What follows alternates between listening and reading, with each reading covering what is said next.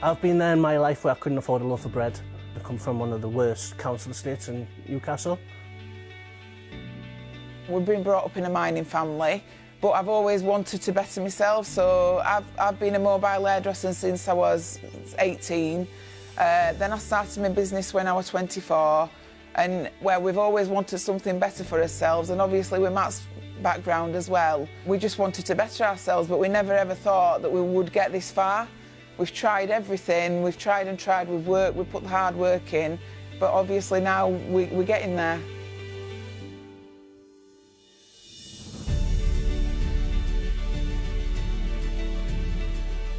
We relied a lot on Gail's salon wage to start WATERMANS up, and we saved the money to get enough money for 5,000 bottles of shampoo.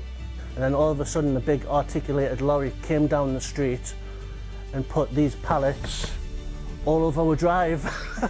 And it's like, what do we do with all this stock? And then in 3 months on Amazon, they just totally sold out and it became #1 bestseller. #1 best-selling shampoo and #1 best-selling hair product on Amazon. And it's just gone from strength to strength. We can't manufacture our products at a cheap price with the amount of ingredients we've got in. Everything's got to be approved in the UK. There's no animal testing, it's completely illegal. That's why we decided to have our products made in the UK. We know what's in the products and it's safe for our customers to put on their heads. Obviously I've been in business 20 odd years. You learn a lot of things from that, but this is just a different kettle of fish. It's just been a learning curve where we've had to just start from scratch and learn ourselves. It's been a sink or swim experience really, but every day we're learning something new. On Amazon, the brands next to you at #2 and #3 have got £1 million commercials going out every single week, and there's little WATERMANS at #1 and they've spent all these millions. I think to make a brand successful online is keeping an eye on your social media.